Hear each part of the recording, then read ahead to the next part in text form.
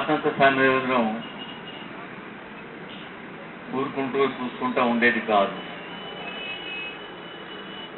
మేము నిన్ననే round table conference Jubilee హాల్లో జరిగింది.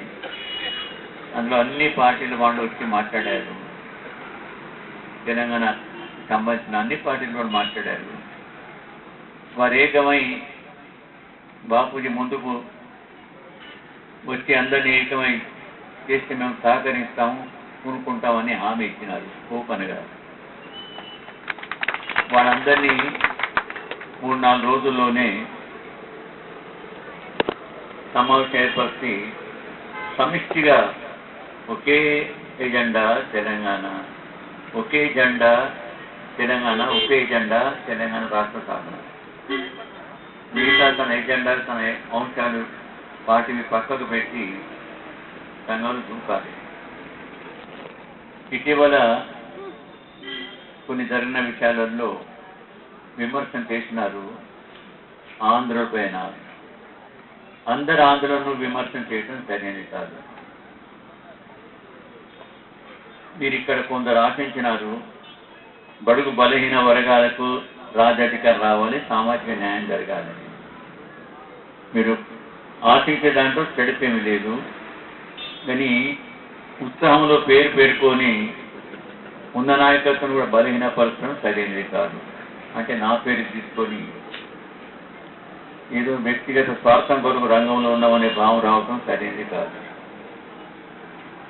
ఆంధ్ర ప్రాంతంలో కూడా సామాజిక ఆంధ్ర రాష్ట్రం కావాలనే వాదనలు ఉన్నవాళ్ళు ఉన్నారు.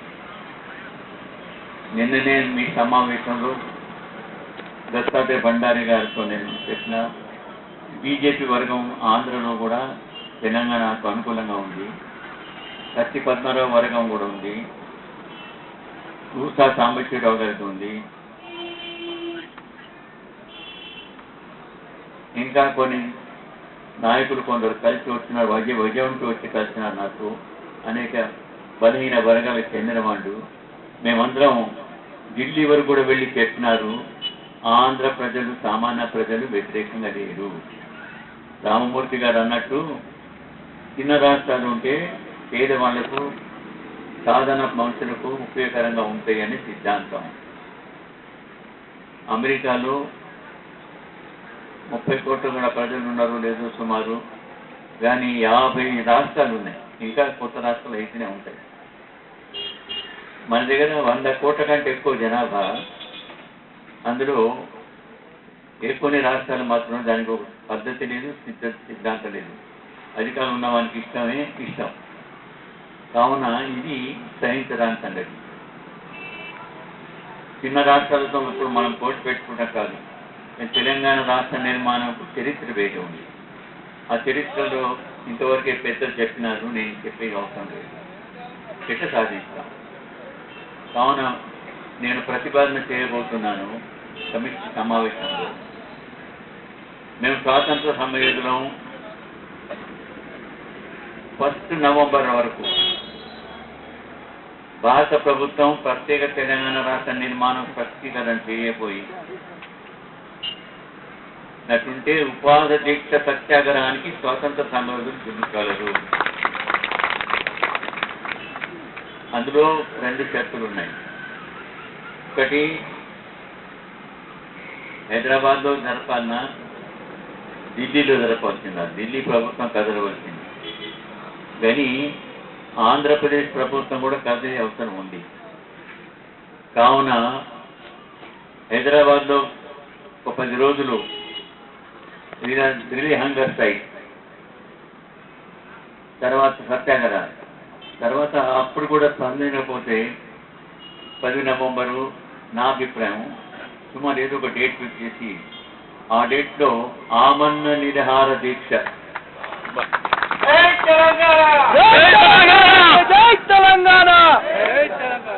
చాలా మంది స్పందన, తెలంగాణ ప్రజల స్పందన ఎట్లా ఉంటుంది, బలం ఉన్న వాళ్ళ స్పందన ఎట్లా ఉంటుంది, అక్కడ ప్రజా సమూహం ఆర్గనైజ్ చేయడానికి ఎట్లా ఉంటుంది, అక్కడ అఖిల భారత స్థాయిలో ఉన్న రాజకీయ సంస్థల వాళ్ళు మద్దతు ప్రకటించినారు. వాళ్ళందరూ రంగంలో దిగినట్టుంటే అన్నా హజారే కంటే ఇంకా ఎక్కువ పెద్ద ప్రజా ఉద్యమం దేశం మొత్తమే నిర్మాణం అవుతుంది తెలంగాణ పేరుతో అనేటువంటి ఆశ కొందరికి ఉన్నది. కానీ ఈలోగా ఆంధ్రప్రదేశ్లో కదలాలంటే మేము ఇంతవరకు ఆఫర్ ఇచ్చినాము, ఇప్పుడు చెప్తున్నాము. మీరు తెలంగాణ వాళ్ళు చిత్తశుద్ధి ఉంటే కాంగ్రెస్ పార్టీ, బీజేపీ, ముఖ్యంగా తెలంగాణ వాళ్ళు, మిగతా వాళ్ళు కొద్దిగా ఉన్నారు, 2-3 10 ఏకమై తెలంగాణ రాజ్యం 1 నవంబర్ నాడు నిర్మిస్తాము. మీరు అర్థం చేసుకున్నది, తెలంగాణ రాజ్యమే నిర్మిస్తాము. మీరు ఒప్పుకోండి ఒప్పుకోకపోండి, రైలు పట్టాల పైన కూర్చునే అవసరం లేదు, రోడ్ల పైన కూర్చునే అవసరం లేదు. ఈ ఉద్యోగులు, లక్షల ఉద్యోగులు ఇప్పుడు సత్యాగ్రహం చేస్తున్నారు కదా, ఆ ఉద్యోగులందరూ కూడా పోలీసుతో పాటు తెలంగాణ ఆఫీసులు నడిపేటువంటి బాధ్యత వాళ్ళకు ఉంటుంది. వారే అధికారులు, వారే నిర్వహించాలి. స్పీకర్ని ఎన్నుకోవాలి, ముఖ్యమంత్రిని ఎన్నుకోవాలి, లీడర్ ఆఫ్ హౌస్ను ఎన్నుకోవాలి. వాళ్ళు గవర్నమెంట్ నిర్వహించాలి. పెట్టండి, వీళ్ళందరినీ అరెస్ట్ చేసి జైల్లో పెట్టండి. ఎంతవరకు సాధ్యమేదు. తెలంగాణ ఏ ఆఫీస్ తెలంగాణ ఆఫీసులో తెలంగాణ రాజ్యం సహించలే ఉండాలి, ఆఫీస్ పైన ఆక్యుపై చేసుకోవాలి. ఎందుకు జైలు పెడతారు? 1000 సంఖ్యలు 1,00,000 సంఖ్యలు ఉన్నటువంటి వాళ్ళు పెడతారా? శాంతియుతంగా మీరు చేతన కాకపోతే రాజ్యం నిర్మాణం చేసేది మా రాజ్యం మేము ఏర్పరచుకుంటాం. ఇది శాంతియుతమైనటువంటి విప్లవము. దీనికి తెలంగాణలో ఉన్నటువంటి ఎవరు అసెంబ్లీ మెంబర్లు అంటే 2009లో ఎన్నుకోబడిన అసెంబ్లీ మెంబర్లు అందరూ. ఇప్పుడు ఏదో శంకర్రావు వస్తున్నారంటే నేను వాళ్ళతో అనుభవం చెప్పదలుచుకున్నాను. ఆ నిర్ణయమైనట్టుంటే శంకర్రావు కూడా రాజీనామా పెట్టి తెలంగాణ రాజ్యంలో చేరదారా అని అడగాల. సవితారెడ్డి కూడా మన పోలీస్ ఆఫీసరు మన వచ్చింది. డాక్టర్ లక్ష్మణ్ గారు, దత్తాత్రేయ గారు దసరా సమ్మేళనం ఏర్పరిచినారు, బలాయి. అందులో జై తెలంగాణ అన్నది తెలంగాణ వాళ్ళ మేమేమని చెప్పింది. ఆమె కూడా హోమ్ మినిస్టరు ఆంధ్రప్రదేశ్ కాదు, రాజీనామా పెట్టి తెలంగాణ మినిస్టర్ కావాల్సింది. గవర్నమెంట్ ఒప్పుకుంటుందో ఒప్పుకోదో అది వేరే మాట. వీళ్ళందరూ మంత్రులు, తెలంగాణ మనలో ఉన్న మంత్రులందరూ రాజీనామా చేసిన తర్వాత మంత్రిత్వం వస్తుందో లేదో తెలంగాణ ప్రభుత్వంలో మాత్రం ఉంటారు. ఇది తెలంగాణ ప్రజలు దీనికి సహకరించకపోతే భారత ప్రభుత్వం పైన ఒత్తిడి పెట్టే కొరకు మా నిరాహార దీక్ష ఢిల్లీలో జరుగుతుంది 1 నవంబర్ తర్వాత. ఇది ఒక కొత్త ప్రోగ్రాం. అన్ని రాజకీయ పార్టీల వంటూ రేపు మాకు మాట్లాడబోతున్నాము. 18వ తేదీన ప్రెస్ కాన్ఫరెన్స్ అడ్రస్ చేయబోతున్నాము. అది అఫీషియల్గా ప్రోగ్రాం అనౌన్స్ అవుతుంది. ఇది అన్అఫీషియల్గా మా అభిప్రాయాలు ఏ విధంగా మౌల్డ్ అవుతుంది, ఏ విధంగా వర్క్ అవుతుంది అనేది చెప్పినాను. ఇది అన్సర్టనిటీ ఉండటం, పరిస్థితి అవునా కాదా అని సంవత్సరాలు పొడిగా ఉంచటం ప్రజాస్వామ్యం కాదు. ప్రజాస్వామ్యం పైన నిర్ణయించినటువంటి నిర్ణయాలను ఆదరించకపోతే ఎవరిని ఏం పద్ధతి? ముందు పద్ధతి చెప్పంటాం వాళ్ళని. సోనియా గాంధీ చెప్పగలుగుతారా? మన్మోహన్ సింగ్ చెప్పగలుగుతారా? మీ మాట మీరు కాపాడుకోకపోతే, మెజారిటీ పార్లమెంట్ మెంబర్ కళను మీరు ఆదరించకపోతే, ఎలక్షన్ మేనిఫెస్టో చెప్పిందని ఆదరించకపోతే వేరే మార్గం ఏమిటి? శాంతియుక్తమైన మార్గం లేదు. మీరు వేరే ఉద్రేక మార్గాలను అవలంబించాలనే పద్ధతిగా మీరు రెచ్చరిస్తున్నారా? ప్రజలను రెచ్చగొడుతున్నారా అని మేము అడగదలుచుకున్నాం వారిని. వారికి నైతిక విలువ ఏమైనా ఉన్నట్టుంటే పిలిపించి మనం మాట్లాడమని చెప్పండి. ఏ ఆధారంగా తప్పించుకునే రకంగా పోయింది. రాజకీయం ఉంది అందులో. రాజ్యం ఎవరికి ఉండాలి? తెలంగాణలో కాంగ్రెస్ ఉంటుంది.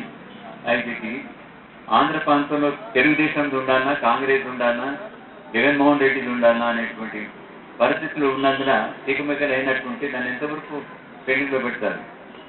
ఏదో రిస్క్ తీసుకోవాల్సింది రాజకీయంలో. చంద్రబాబు నాయుడు మెయిన్ అర్థం బీజేపీ వాళ్ళ రాజ్యం ఉన్నప్పుడు, ఎన్డీఏ రాజ్యం ఉన్నప్పుడు భారతదేశంలో జార్ఖండ్ ఇంకా వేరే రాష్ట్రాల నిర్మాణం అయినప్పుడు తెలంగాణ రాష్ట్రం నిర్మాణం అయింది అప్పుడే.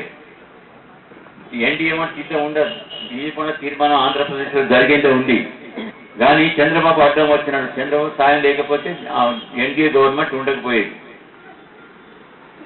అప్పుడు ఆ విధంగా అడ్డుపడ్డాడు. ఇప్పుడు మీ విధంగా అడ్డుపడుతున్నారు. కావున రాజకీయాలలో ఈ దుర్మార్గ పద్ధతిగా అడ్డుపడేటువంటి వాళ్ళు భూస్వాములు మాత్రమే కొందరు అడ్డుపడుతున్నారు.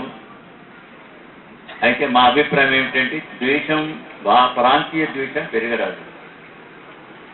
ఆంధ్ర ప్రాంతంలో అందరినీ తిట్టిపోతే వైఖరి వదులుకోండి. దోపిడీ చేసే వాళ్ళని మీరు బయట పెట్టండి. ఆంధ్రతో దోపిడీ చేసే వాళ్ళల్లో తెలంగాణ వాళ్ళు కూడా కొందరు కలుస్తారు అనే సందేహం దాన్ని మీరు వదులుకోండి. జాగ్రత్త. తెలంగాణలో ఎందుకు మోసాలు జరిగింది ఇంతవరకు? 69లో నేను రాజీనామా మంత్రి పదవి పెట్టి మొదటిసారి పెట్టి ఇంతవరకు కూడా ఉన్నా. ఇప్పుడు చెప్పినట్టు నా ఇల్లు దోచుకునే సంగతి జరిగిన బీజేపీ చంద్రశేఖరరావు పార్టీ నా ఇంట్లో జన్మించినందున ఎలికుక్కను దిగటం పోవటం, దానివల్ల మంట వారికి కలిగి ఇల్లు కొలగొట్టడం లేనప్పుడు తెలంగాణ రాష్ట్ర సమితి ఆఫీస్ను కూడా తీసేసినారు. కానీ నేను ఆ మాట వదిలిపోయాను. ఉప ముఖ్యమంత్రి ఇస్తామన్నా కానీ నాకు వస్తూ అవసరం లేదని బ్రహ్మాండ మంత్రి రాజీనామా పెట్టాను. అప్పటి నుంచి ఆ ఇష్యూ పైన ఖచ్చితంగా నిలబడి ఉన్నాను. నా ఆశయం కేవలం ముఖ్యమంత్రి కాదనే సమస్య కాదు. నా ఆశయం తెలంగాణ రాష్ట్ర సాధన. నాకు ఆ విశ్వాసం ఉంది. నేను చనిపోక పూర్వం తెలంగాణ రాష్ట్రాన్ని చూస్తానని విశ్వాసం ఉంది. చూస్తానే కాదు, తెస్తానని విశ్వాసం కూడా నాకు.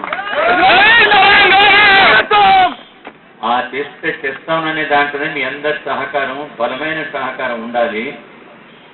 ఉద్రేకాలకు కూడుకోకుండా ఆంధ్ర ప్రాంతంలో సామరస్యం వాతావరణం నిర్మాణం చేయాలి. శాశ్వత వరకు నేను బండారి దత్తాత్రేయ కూడా డాక్టర్ లక్ష్మణ్తో కూడా చెప్తున్నాను. మీకు ఆంధ్రాలో ఉన్నటువంటి కాంటాక్ట్ ఏమన్నాయో వారిని, మాకున్న కాంటాక్ట్ని, అనేక బీసీల కాంటాక్ట్ను ఏకం చేసి ఆంధ్ర ప్రాంతంలో, తెలంగాణ ప్రాంతంలో, రాయలసీమలో సమావేశాలు పెడతాము. విడిపోతాము, అన్నతమ్ముడు ముద్దరుగా కలిసి ఉంటాము.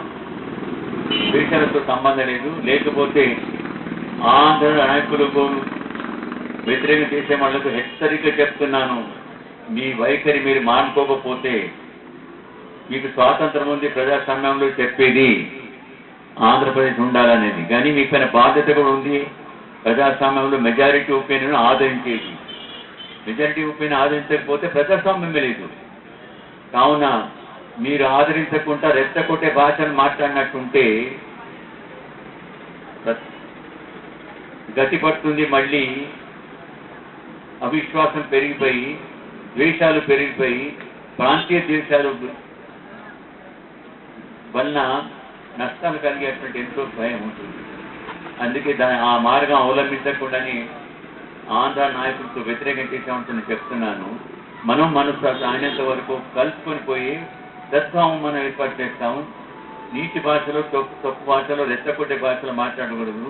కొందరు తెలంగాణ రాష్ట్ర వాళ్ళు నాయకులు కూడా రెచ్చగొట్టే భాషలు మాట్లాడుతున్నారు, అవమానకరమైన భాష మాట్లాడుతున్నారు. అది సరైనది కాదు. ప్రజాస్వామ్యం కొద్ది ఓపిక పట్టే అవసరం ఉంటుంది. పట్టుదల అనేటువంటి, దీక్ష అనేటువంటి ప్రాముఖ్యత కలిగినటువంటివి. పట్టుదల, దీక్షతో తెలంగాణ సాధించుకుంటాం. ఈ తెలంగాణ సాధించే దాంట్లో ఇతరులతో పాటు పద్మశాలీలు కూడా తన పాత్ర నిర్వహిస్తున్నందుకు సంతోషిస్తున్నాను. మీకు నా ఆశీర్వాదం పెడుతున్నాను.